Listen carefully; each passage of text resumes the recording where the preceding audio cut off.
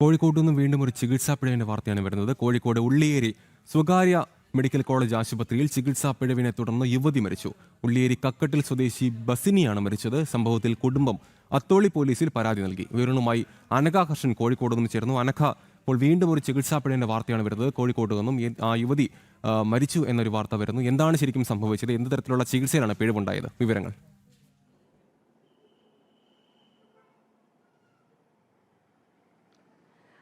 അമൽ, ഇക്കഴിഞ്ഞ 17-ാം തീയതിയാണ് കോഴിക്കോട് കക്കട്ടൽ സ്വദേശിനിയായിട്ടുള്ള ബിസിനിയെ ഈ കോഴിക്കോട് ഉള്ളേരിയിലുള്ള സ്വകാര്യ മെഡിക്കൽ കോളേജിൽ പ്രവേശിപ്പിക്കുന്നത്. ഈ പിത്താശയത്തിൽ കല്ല് ഉണ്ടായതിനെ തുടർന്ന് വേദനയോടുകൂടിയാണ് ഈ യുവതി ഈ സ്വകാര്യ മെഡിക്കൽ കോളേജിലേക്ക് എത്തുന്നത്. അന്ന് ആശുപത്രിയിൽ പ്രവേശിപ്പിക്കുകയും ചെയ്തു. തൊട്ടടുത്ത ദിവസം അടുത്ത ദിവസമായിട്ടുള്ള 21-ാം തീയതി ഒരു ശസ്ത്രക്രിയ ഉണ്ട് എന്ന് കുടുംബത്തെ അറിയിക്കുന്നു. തുടർന്ന് ശസ്ത്രക്രിയ നടത്തുകയും ചെയ്തു. ഈ ശസ്ത്രക്രിയയ്ക്ക് ശേഷം യുവതിയുടെ ആരോഗ്യ നില വഷളാവുകയും വെന്റിലേറ്ററിൽ പ്രവേശിപ്പിക്കുകയും ചെയ്തിട്ടുണ്ടായിരുന്നു. അതിനുശേഷം ഇന്ന് രാവിലെ 11:30 യുവതി മരണപ്പെടുന്നത്.